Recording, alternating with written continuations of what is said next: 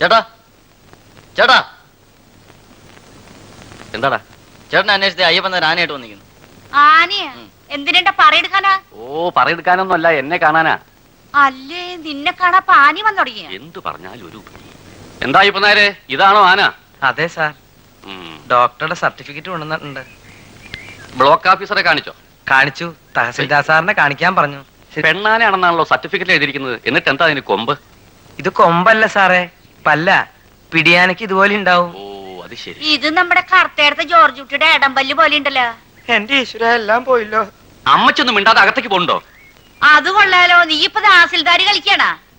എടാ, നീ തഹസിൽദാർ ആവണേന് മുമ്പ് നീ എന്റെ മോനായിരുന്നു. നിന്റെ അപ്പൻ തോമാച്ചനുണ്ടല്ലോ, അയാളെ വരെ ഞാൻ വില വെച്ചിട്ടില്ല. പിന്നല്ലേ നീ ഒരു തഹസിൽദാര് കളി? ഒന്ന് പോടാ അവിടുന്ന്.